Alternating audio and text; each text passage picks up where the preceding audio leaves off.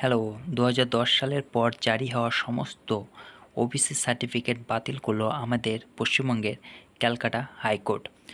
গত ২২শে মে বুধবার ক্যালকাটা হাইকোর্টের তরফে জানানো হয়েছে স্পষ্টভাবে ২০১০ সালের পর যে সমস্ত ওবিসি সার্টিফিকেট তৈরি হয়েছে তা নির্দিষ্ট আইন মেনে হয়নি, তাই সমস্ত ওবিসি সার্টিফিকেট বাতিল করা হয়েছে।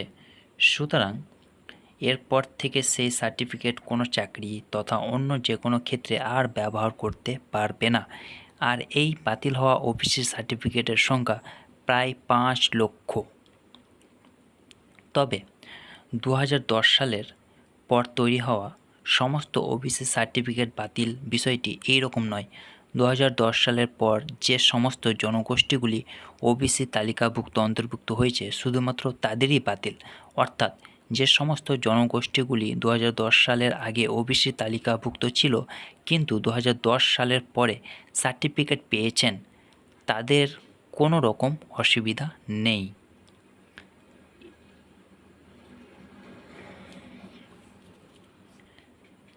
এছাড়াও যে সমস্ত জনগোষ্ঠীগুলি ২০১০ সালের পরে ওবিসি তালিকাতে অন্তর্ভুক্ত হয়েছেন কিন্তু চাকরি পেয়ে গেছে বা চাকরির প্রসেসে আছে তাদেরও কোনো রকম অসুবিধা নেই।